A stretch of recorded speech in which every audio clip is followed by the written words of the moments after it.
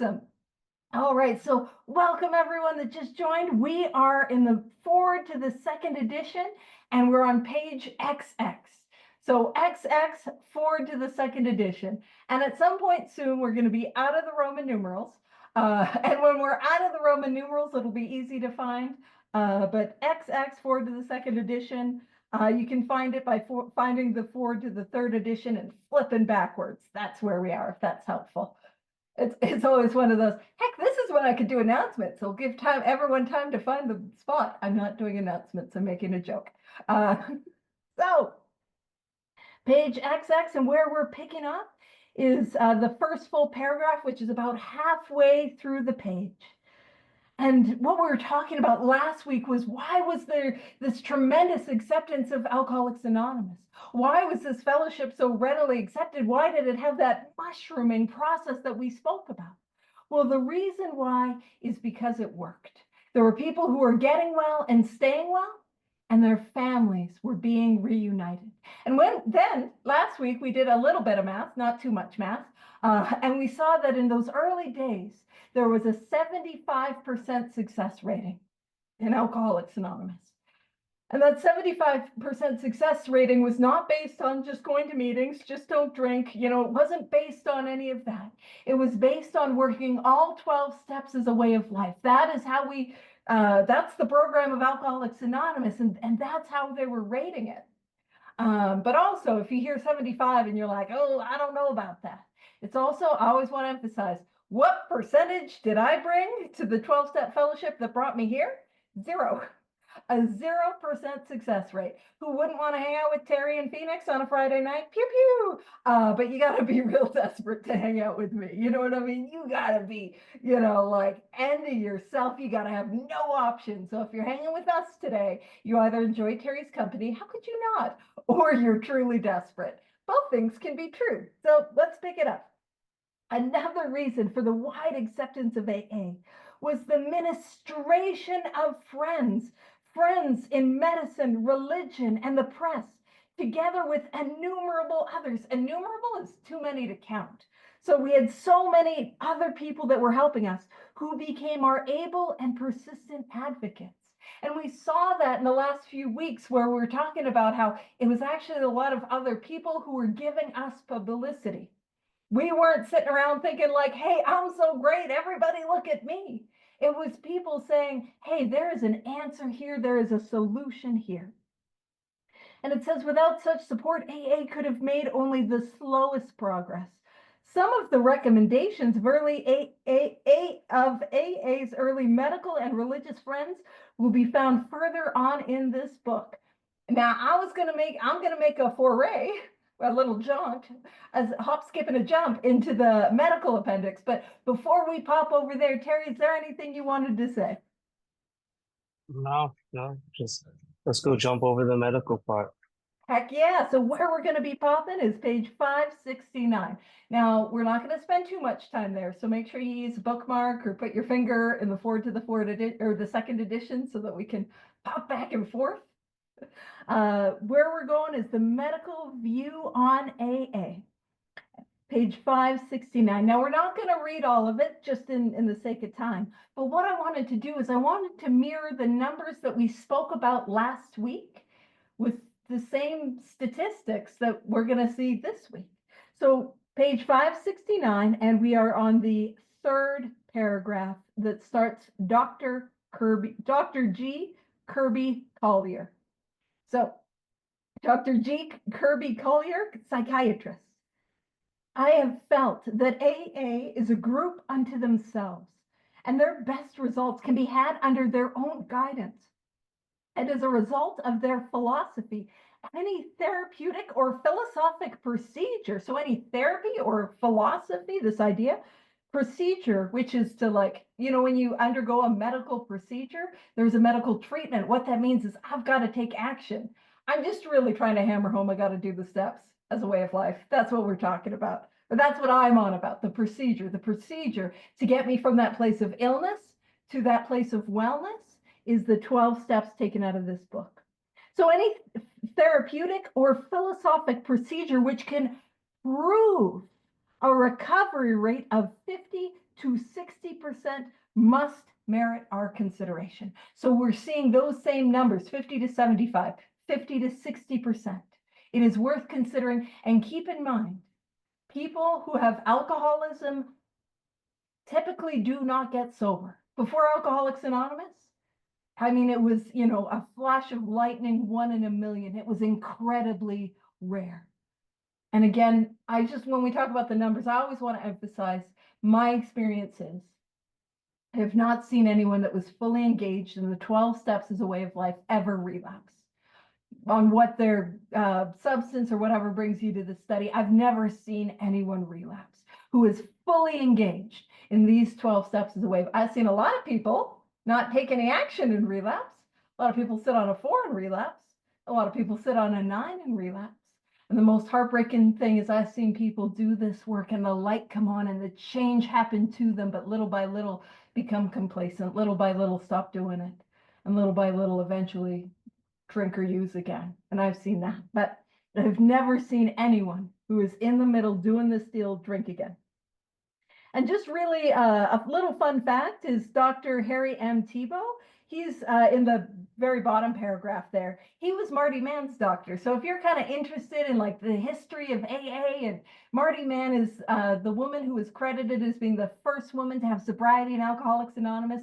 He was the doctor that gave Marty Mann the book Alcoholics Anonymous, and he's also got some like writing and talks and stuff that just really interesting. So that's all I was going to say about that before popping over to XX.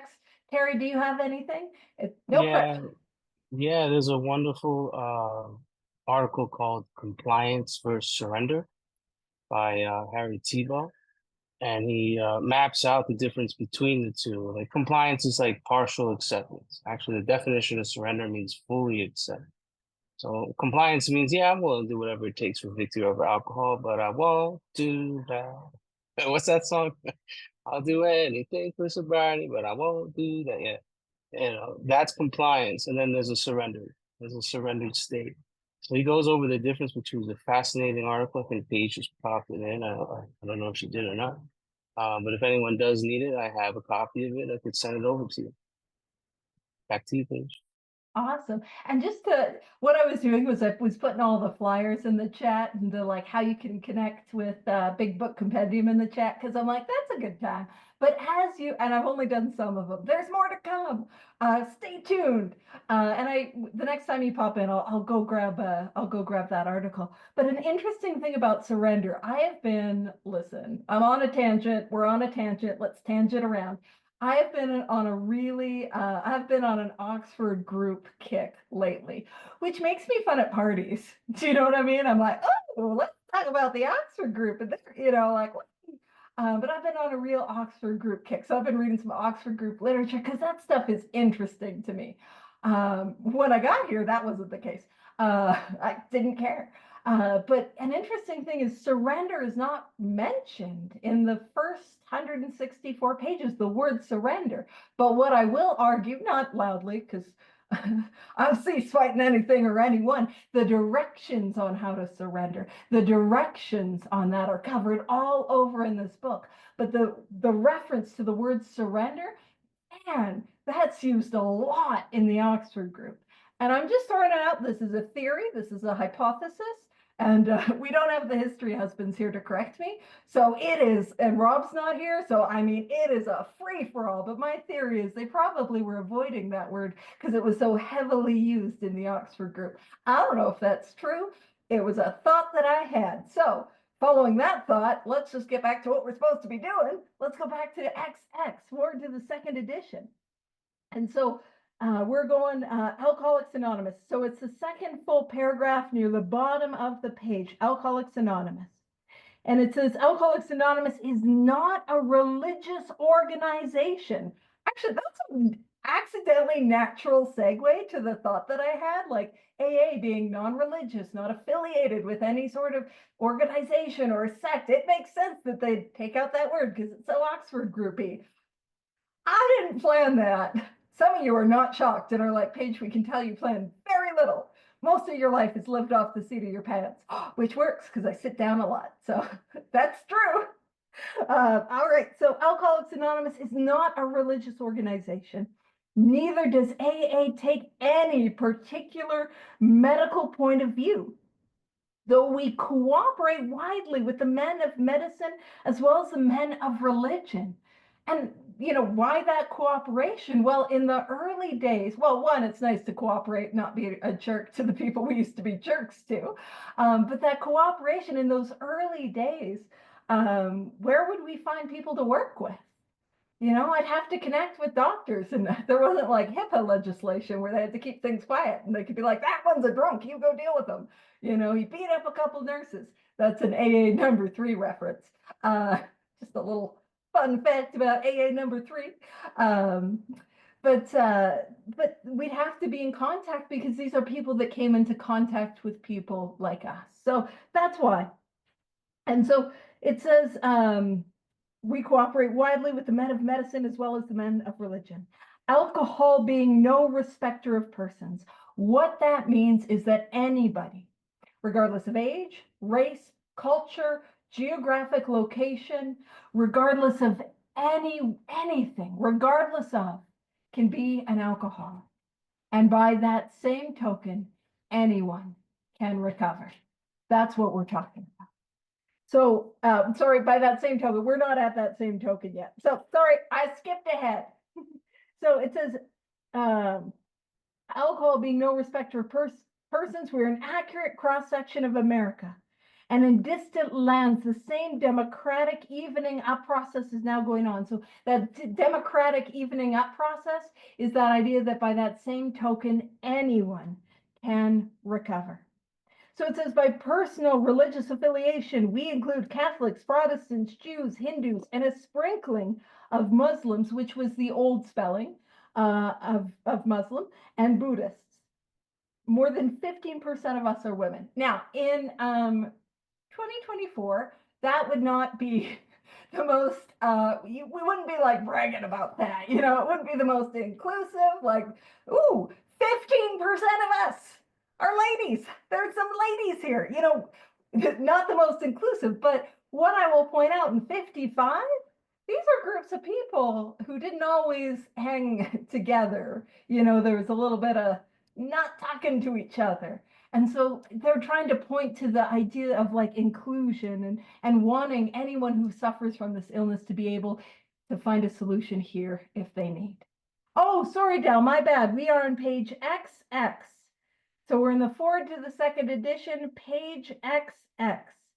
Back on Foreword to the second edition. Terry, is there anything else or anything you want to say about that? Pew pew. Pew pew. Yeah, we forgot the pew pew is awesome. Yeah, we're not a religious organization, but we do practice spirituality religiously. So, you know, there's some things that we do in AA that a lot of religious people don't. I think someone gave me kind of the best definition of religion is man-made, whereas spirituality is God-made, right? I think I talked about this earlier, but sooner or later you're gonna have to grow up and graduate from spiritual kindergarten, right? You go to spiritual middle school, and then one day you're gonna have to graduate from spiritual middle school to spiritual high school, right? And so on and so forth. That's step 11 stuff. So, taking people through the book, they build this foundation and you go on it. Yeah, I mean, it is kind of funny to say there's 15% of us just women. I mean, how rapidly has that changed? Thank God for people who carry the message to women and vice versa, back and forth. I think on Babe's here, he says he doesn't give a crap who he sponsors, gay, straight, black, white, Hindu, Muslim, blah, blah, blah. If you're an alcoholic, I'm going to help you. And that's a cool thing about Alcoholics Anonymous. Hey, Phoenix. He just wanted to jump in. But yeah, that's all we got. See you, back to you. You're welcome. And we are on page XX, and we're at the very, very, very bottom. So very last little bit of the Foreword to the second edition, page XX at the very, very, very bottom. And so like last two lines, page XX. So it says, at present, our membership is pyramiding at the rate of about 20% a year. So growing at about 20% each year. That pyramid, it's growing. So and it goes on to say, so far upon the total problem of several million actual and potential alcoholics in the world. Now, I'll let you know, the first time I saw any reference to the potential alcoholic, I'm like, oh, that's me. First time and only time in my life I ever thought I had potential. I'm like, oh, no. I have like diet alcoholism. I only need to do AA light. I've only got like a baby crack problem. I don't need to do, you know what I mean? I don't need to do the whole deal, that was me. Um, they were actually, when they were putting together the big book, there was a thought about having a chapter addressed to the potential alcoholic. It never got written, it never got put together, but it's always interesting to me what that would have looked like. So, and turns out real deal. Turns out didn't even have potential there. So, um, so far upon the total problem of several million actual and potential alcoholics in the world, we have made only a scratch. In all probability, we shall never be able to touch more than a fair fraction of the alcohol problem in all its ramifications. So what we're saying is, alcoholism, the illness creates so many problems in families, in societies. It leads to like a ripple effect of some not good stuff that happens. And we're saying like the humility to say we can't be all things to all people. We can't fix every single problem. And in fact, it goes on to say, upon therapy for the alcoholic himself, we surely have no monopoly. Have a monopoly is to be the only game in town, is to be the only solution. And that's humility. We're saying we are not the only thing for alcoholics to try, or for this study, for addicts to try, or compulsive gamblers, overeaters, sex and love addicts. We are not the only thing for people to try. And that is humility. And actually, too, sometimes when I'm working with somebody and they're not super open to doing the 12 steps and they're like, I'd rather do X, Y, Z. I'm like, go do X, Y, Z, because one of two things will happen. One, X, Y, Z will work. Whatever that is, that'll work. And you want to do it, so why not give it a try? You don't seem to want to do the thing. I don't say it. That came across passive aggressive. I don't say it passive aggressively. But it's like, if you want to do that, go do that. But if it does not work, that's going to eliminate one of the things that I think is a solution. And it's going to lead me, if I have this illness, it's going to lead me to a deeper and deeper surrender. I'm like, oh, a deeper, deeper surrender, and the ability to come to the end of myself and my ideas and my plans and designs. And thank goodness we can graduate from spiritual kindergarten, because I don't know about you, there's nothing worse than playing like Monopoly. Maybe you guys were better at it. I didn't like it. I didn't like playing Monopoly in like elementary school. It was the worst. It was not a fun time for me. So we gotta grow out of that, and play more fun games. So yet it is our great hope, and this is the humility. Yet it is our great hope that all those who have as yet found no answer may begin to find one in the pages of this book, and will presently join us on the high road to a new freedom. So what we're saying is the humility. We're not the only thing that people can try. It's not the only option that's out there. But if you are here today and you have not found a solution, and I'm just gonna like emphasize this. If you're here today and you're thinking about suicide, I want you to know that that is not a solution. I'm just saying that because I know what it's like to be around the rooms and not want to be here anymore. So if you're here today and you don't have a solution, you can't stay sober, you want to stay sober, you need to stay sober, maybe you're sober, but you don't want to be here anymore. I want to emphasize we have a solution, and we find it in the pages of this book. This is, Thierry will talk about it, this is the map. These are the directions. This is how I get well. And that's why we're going to study this book and go through it line by line. And I love that it emphasizes that you will join us on the high road to a new freedom. It is a road, it is a path, it is a way of life. It's not, I like to joke, it's not the vacation destination. It's not spiritual Cabo. It's the spiritual road to Cabo. I don't know. I don't know the roads to Cabo. I don't even know if that's a good vacation destination. I didn't think it out. So, over to you. Pew pew. If you wanted to say anything about that, Terry. Pew pew. Yeah. Um, yeah, I mean, I was actually, anyone have any enablers in their life? I do. My wife is a quick hand release. You know, it actually says on page 45 that this book is main object is to enable you. So this book is an enabler to find a power by which it will solve your problem. And what problem? Name one. Name one, right? The main problem is lack of power. We're gonna have an acquisition of power. One thing I wanted to touch on was this potential alcoholic or a true alcoholic or real alcoholic. And I was reading the family Two Wives last night. It's on 109. So if you guys want to do a big book jump around, right? Oh yes, It yes. yeah, I know this isn't your favorite page, right? So 109, top of the page, one, two, three, four, five, six, seven, 8 lines down. It says the world is full of people like him. Some will moderate or stop altogether. This is describing the type 1 alcoholic, and some will not. Of those who keep on, a good number will become true alcoholics after a while. So it's a spectrum.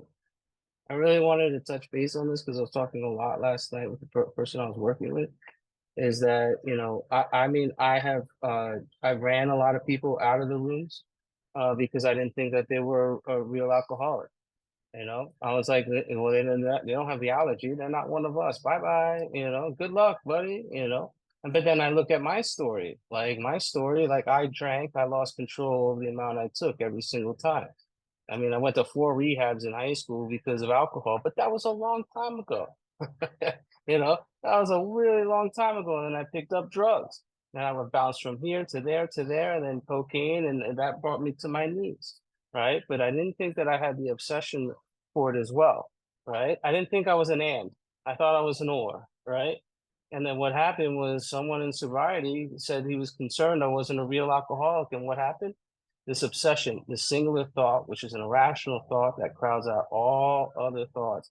Man, I thought about alcohol in the morning, afternoon, at night, even I would dream about it.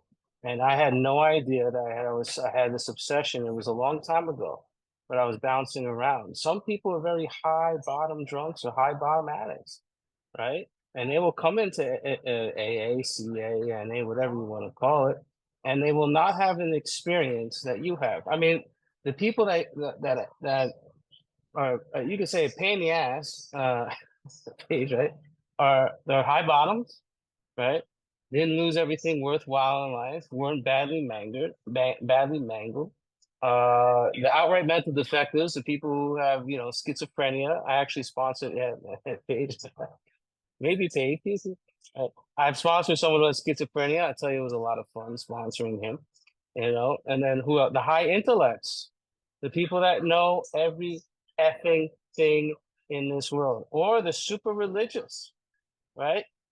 These are all people that have agnostically inclined, let's say, behaviors, and they're very difficult to sponsor. And I would judge them and not help them based on where they're at in their sobriety.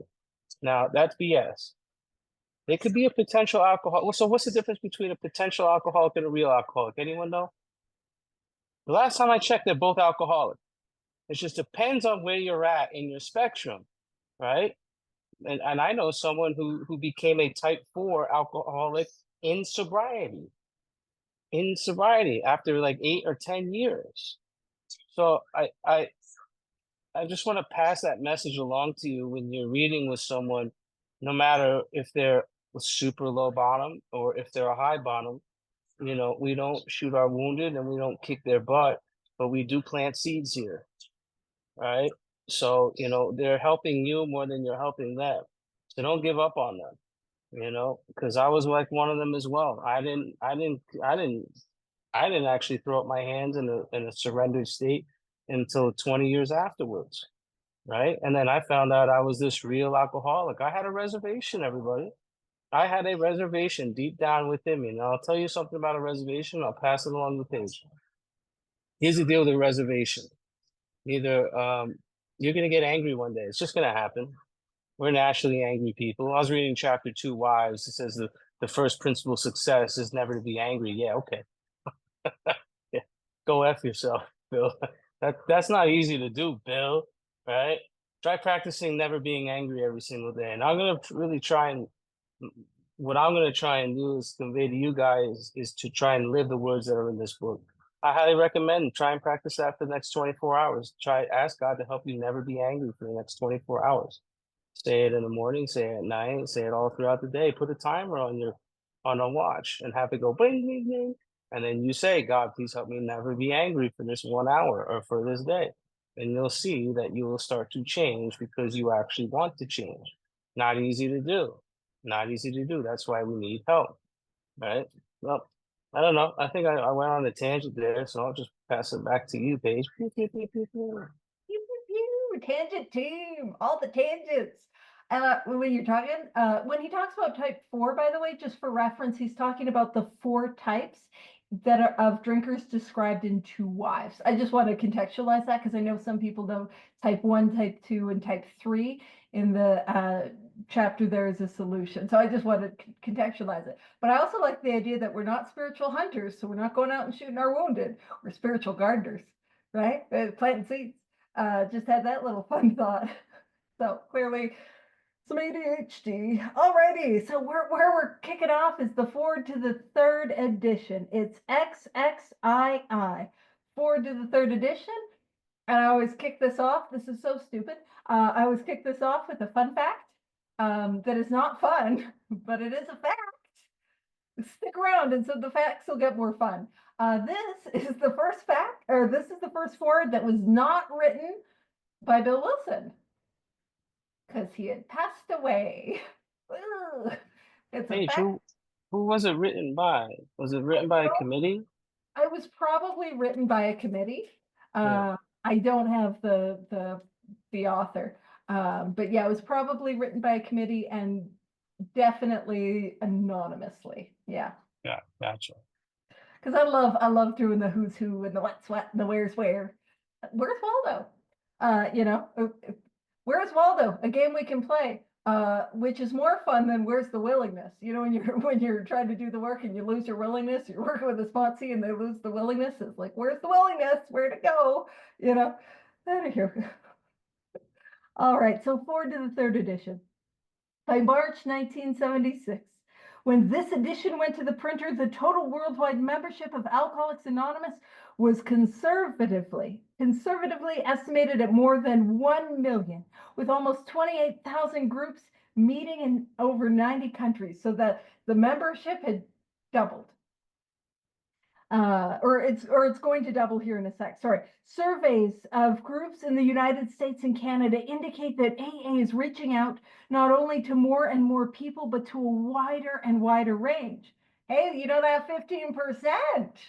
Well, we got bumped up right here. Women, ladies, now make up more than 1/4. They said 1/4 because when you go from 15, the 15% to go to literally 25 doesn't look that impressive in the numbers. I don't know if that's fully true. I'm just saying that. And again, I want to contextualize. This has been written in March 1976. So written in the 70s, and it's again gotten more and more inclusive. Women now make up more than 1/4 of the membership. Among newer members, the proportion is nearly 1/3. 1/3 is bigger than 1/4. For those of you who are like, oh no, are we going back to fractions? Oh no, that's not good. And it's a 7% of AA surveyed are less than 30 years of age, among them many in their teens. And I got here in my early 20s. And so what that means is I would see statistics about 30, because the number 30, the age of 30 is referenced a whole bunch, and I'd be like, whoa, those old guys over there. And now I look at 30 in the rearview mirror, and I am so sorry to everyone that I called old. You deserve my most sincere apology. People my age, I'm like, they're so old in their mid 30s. Yeah, oh gosh, the follies of youth, am I right?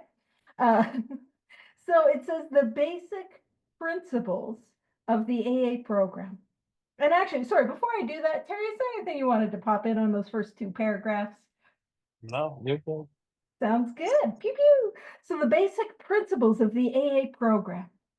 Now, one of the things that I point out is for me, the principles are not nebulous concepts. Now, if you're here today and you're like, the principles behind the steps are things like honesty and open mindedness and faith and courage and justice and brotherly love and those sorts of things and determination or discipline, if that is a view that you have, you are right. You are correct, and I am wrong. And I always want to say, come join me being wrong. It's real fun over here.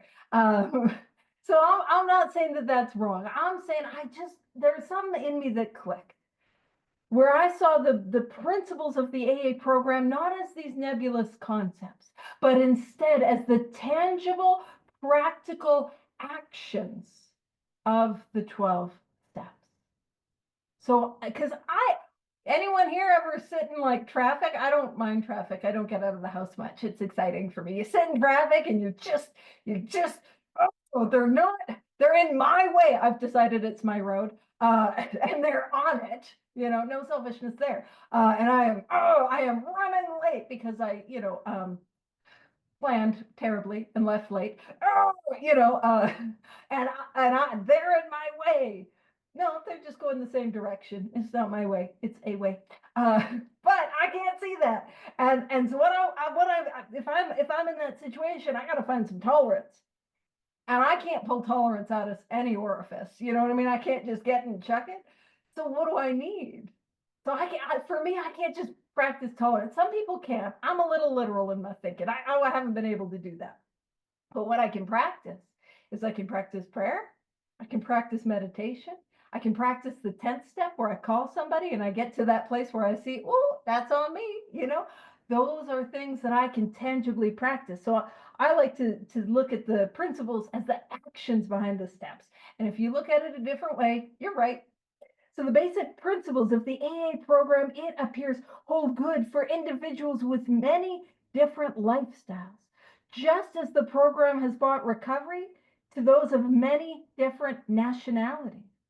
So these 12 steps cross culture, cross, like I really am a spiritual seeker. Like I'm a nerd. I'm a nerd for God. Woo! I'm a nerd for nerdy things too. Like I'm just a nerd and I will own that and I will accept that and that's fine.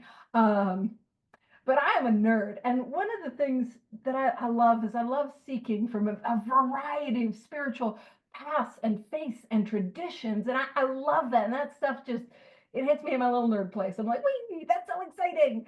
But here's what I found. I have found if it is healthy spirituality, I can read about it anywhere. If it is healthy spirituality, it is found in any tradition around the world. And I think there's something about the 12 steps that is incredibly pure, healthy spirituality. And some of the ideas and the actions beneath them are found in all areas, in all faiths and cultures and religions and religious practices. It can be found in healthy spirituality. So to me, it is intuitive and it makes sense that a course of action like these 12 steps wouldn't be in opposition to cultures or religions. And it says the 12 steps that summarize the program, because the program is the 12 steps is taken out of the book, Alcoholics Anonymous. It's the one that we're reading. May be called Los 12 Pesos in one country. I don't like how I said that. I was like, I think I put too much of an accent on it. It was a little much. Dial it back. That's going to get bad for the French. Or Les 12 Étapes in another. Ooh, that wasn't good French either.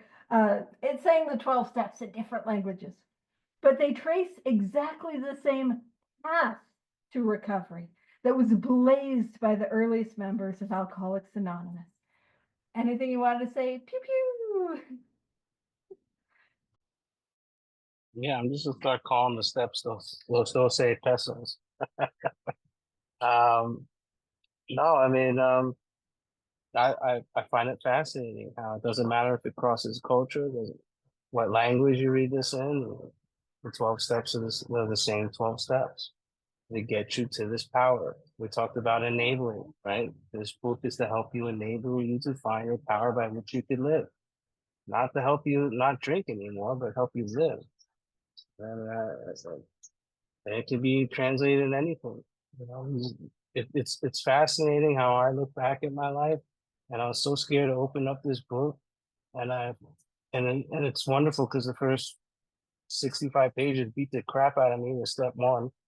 And then I'm like, oh, okay, like, all right, I possibly need power in my life. Okay, I'm willing to turn my will in my life over to this care God and write some inventory and tell someone and make these amends and stuff like that.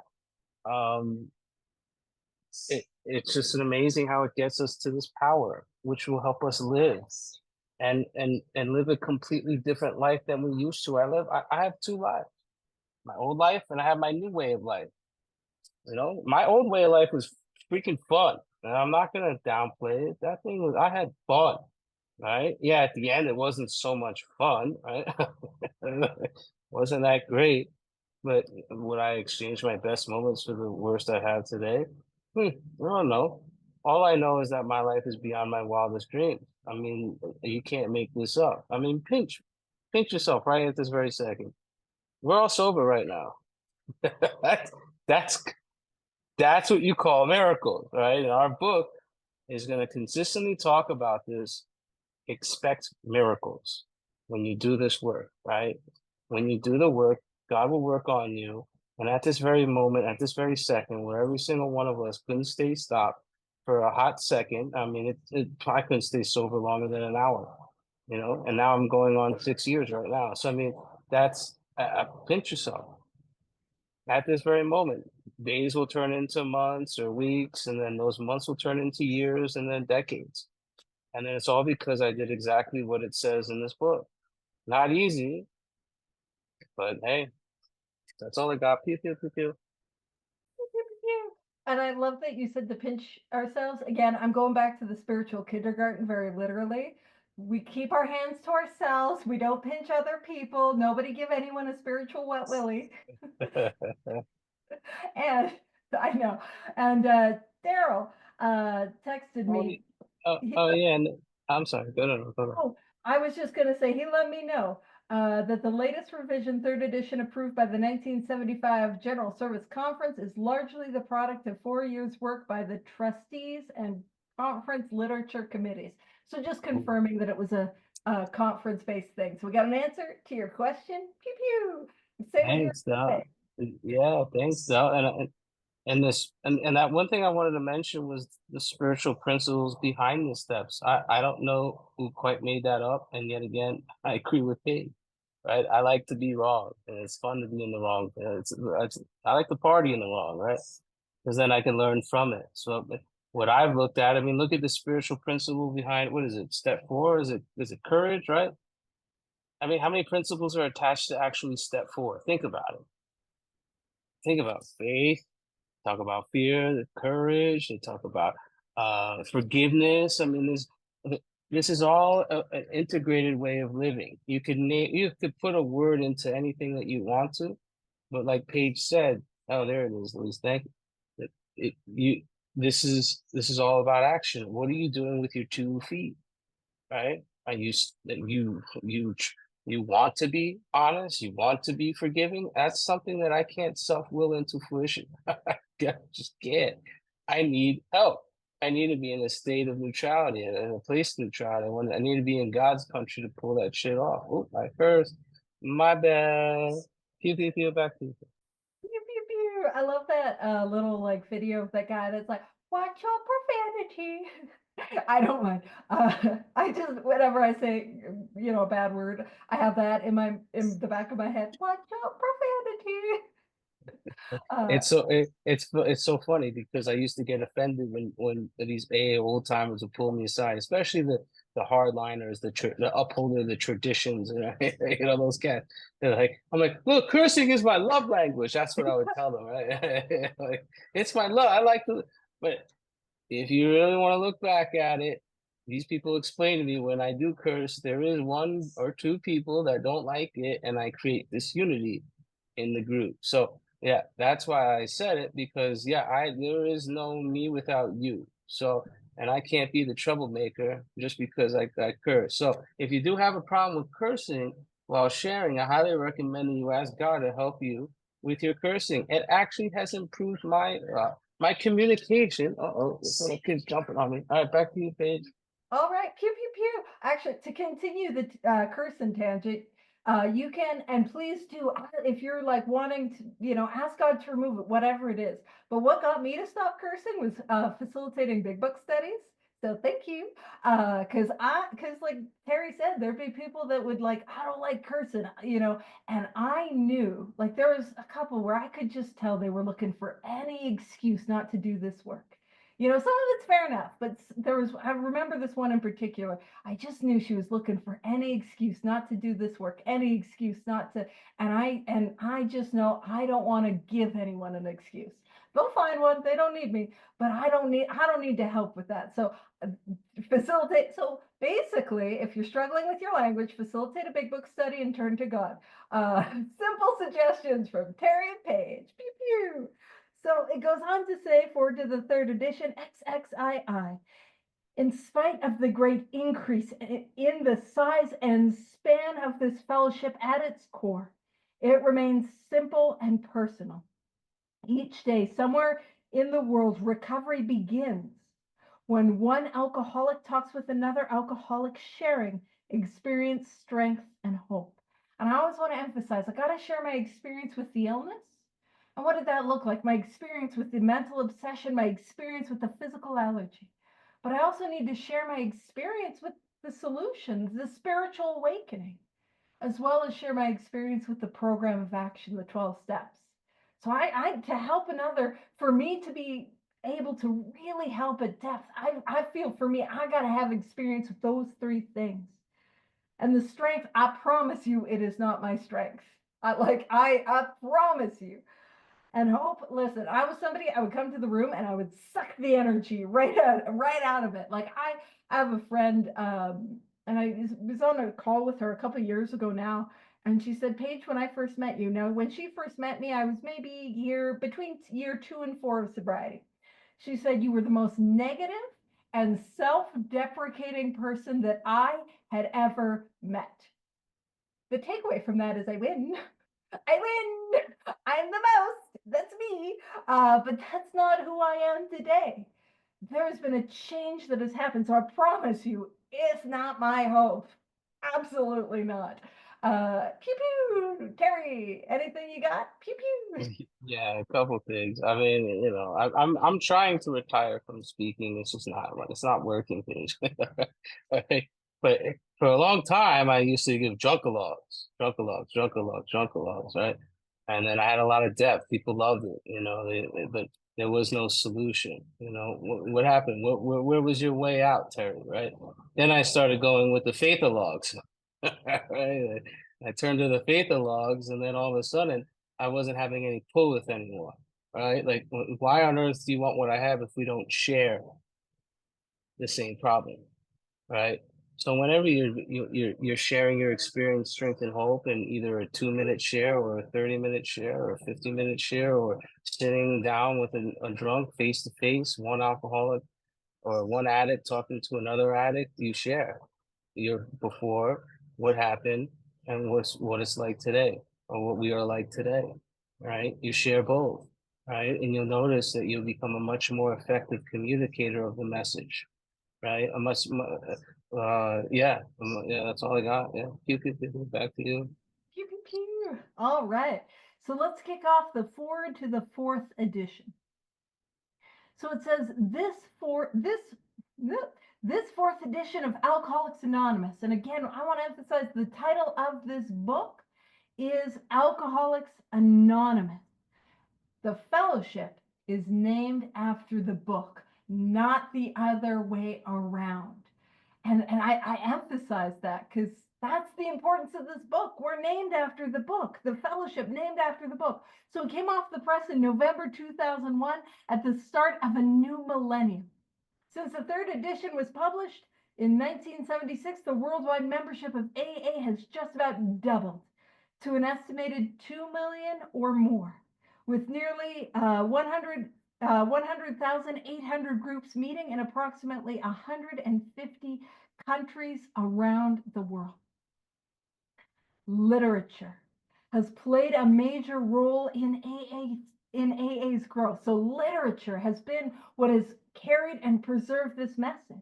And a striking phenomenon of the past quarter century, that's 25 years, has been the explosion of translations of our basic literature. This one, the big book. I mean, they're probably also talking about the 12 and 12 as well, but like, we're talking about this one, the big book. Alcoholics Anonymous. So the translation of our basic literature into many languages and dialects.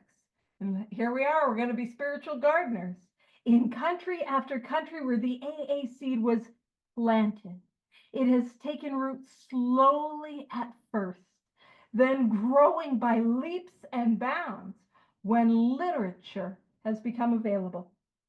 Currently, Alcoholics Anonymous, this book, has been translated into 43 languages.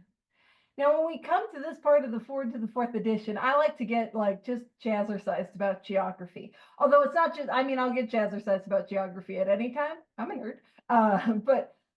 So when we talk about the AA seed being planted, what are we talking about? So imagine for a moment, if you will. It's consensual. You don't have to imagine. No metaphors or imagination is mandatory. But imagine, if you will, the ability to travel anywhere in the world. Anywhere in the world. Imagine, where would you go? And just think about that. Now, let's say, and I'll even give you all expenses. You know what I mean? I will, because I'm so thoughtful and generous. I will cover your all expense paid imaginary trip to wherever you want to go in the world. So kind of me. And imagine, because I got the cost, you're not going for a week, you're not going for 2 weeks, you're not going for a month. Let's say we're going to be gone for 6 months to a year. So it's going to be a long trip. And so you get to go anywhere you want to go. And imagine you land wherever that is. Some of you are living in the South and would like to go somewhere cool. Some of us who are living in places that are chilly would like to go somewhere warm. So we might be doing swaps. But imagine you land to that place. And we know that if I have this illness, for me to get well, for me to stay well, I've got to work with others. I've got to carry the message. And I'm gonna have to go and maybe find hospitals, maybe find churches, maybe find people that I can work with. Now, again, in our imagination, let's imagine that the 12-step fellowship that we're a part of does not exist around the world yet.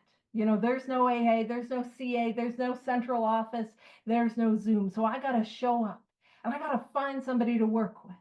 And so I make some connections. I find somebody to work with. I start to work with them. And little by slowly, not very long actually, little by quickly, they start getting well.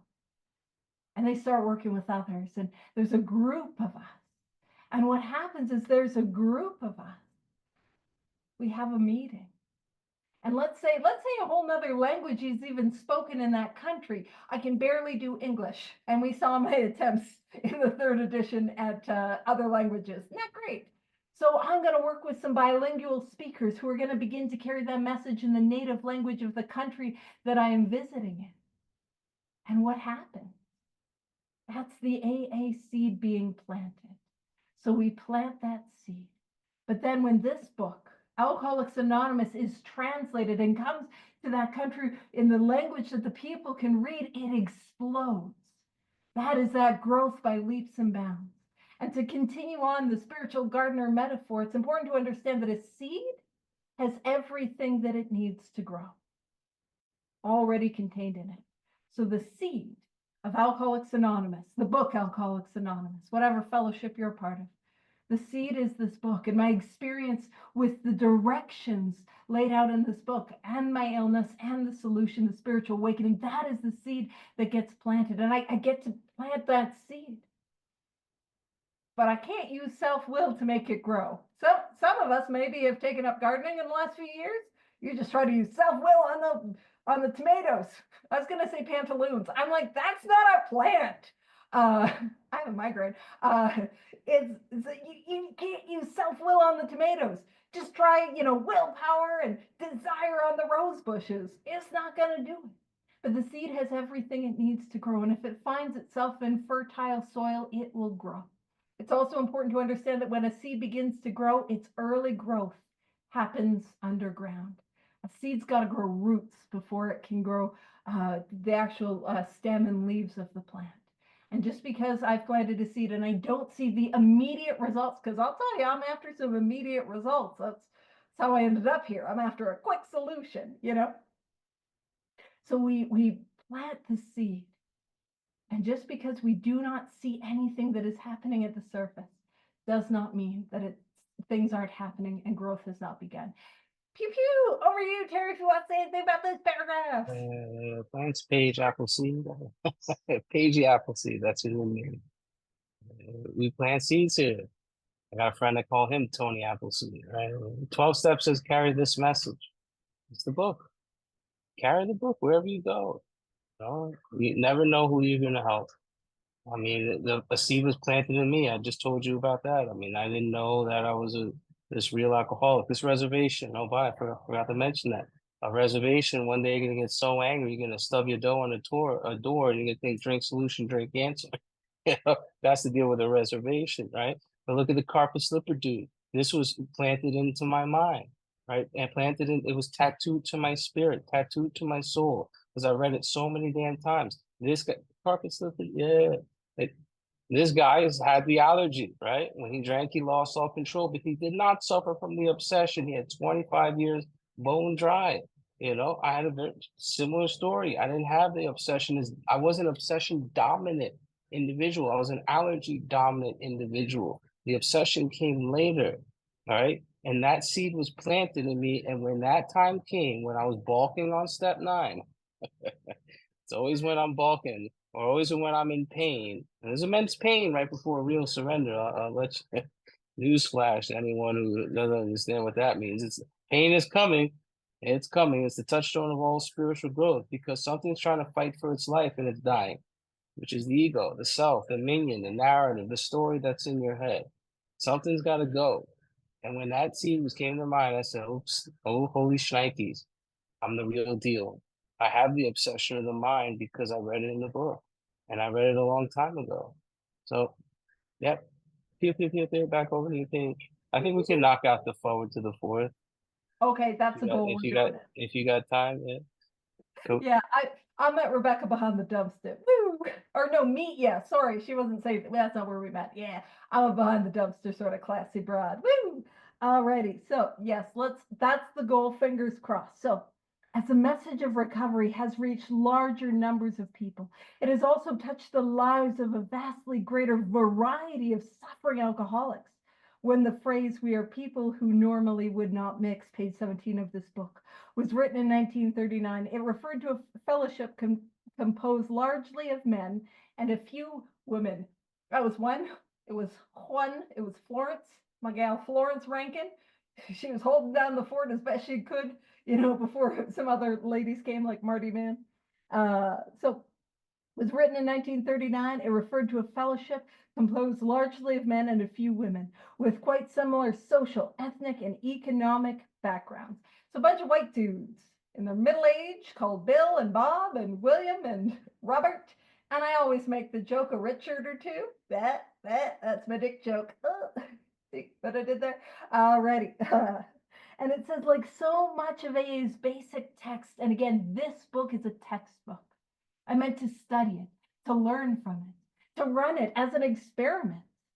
It says those words have proved to be far more visionary than the founding members could have ever imagined. And what we're experiencing is what I like to call a forward to the fourth edition moment.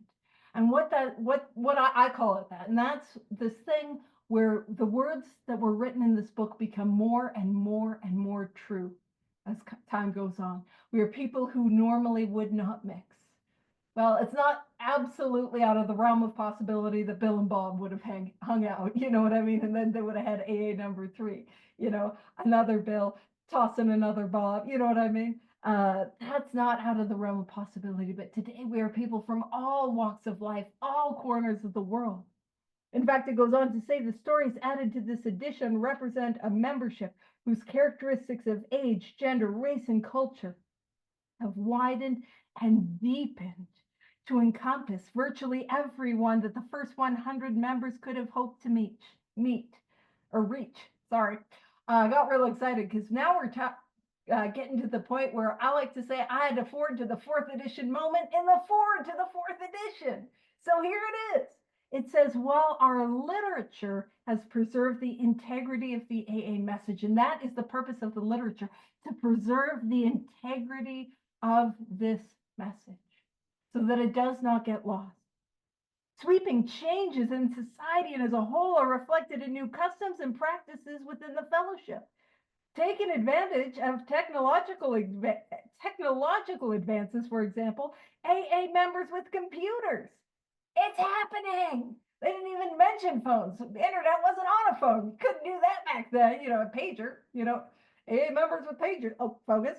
AA members with computers can participate in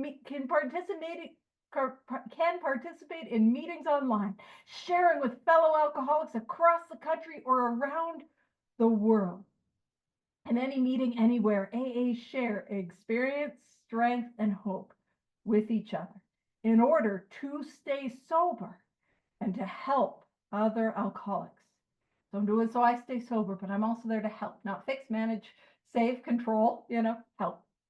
Modem to modem or face to face, or in our case, modem to modem and face to face. Look at that. AAs speak the language of the heart in all its power and simplicity. Over to you, Terry. Pew pew. Yeah, well, here I'm an ander here, and modem or face to face. I'm an and face to face. I understand that when they were writing this, they actually didn't want to put that in. There was controversy over it, right? But look at us right now. I mean, that's 47 people from all walks of life. We got Canada, we got New York, we got Florida, I mean, I don't know. We could all just shout where we were at, right? And it's because of the power and the simplicity and the language of the heart, right? I mean, I remember when I met Paige, I was scared shitless to actually text her. I was like, damn, this chick is like hot. Like she's gold. Yeah, we didn't meet at a dumpster, right? Like I was scared to talk to her because I thought she was this AA guru, this spiritual giant. And then all of a sudden I found out she's cuckoo for cocoa. I was in a bird watcher on the side, right? So I mean, and how much fun do we have in Canada? I mean, it's fat. It really is fascinating that when you actually meet someone from Zoom, it's like nothing changed. It's just like we roll into our friendship in person. I love it. Now, for the people that don't like either or, and there's people like that, then you have a contradictory to what you believe is if God is everything, that also includes everything. So that includes Zoom, right? So what happens is I have an agnostic temperament towards something that can help you. And look at all the advantages that we have today. Like we get to be around people like Paige. I mean, talking about, I mean, God, thank God, God helped her become a nerd, right? Nerdy Paige. I mean, how many people has Paige helped throughout this process? She's not, I mean, countless people, and most including me, right? So thank you, Paige. And thank you, look, Babe too. Babe's on here. I love you, bro. Charlotte. I mean, I could go on and on and on. There's people that I'm on this.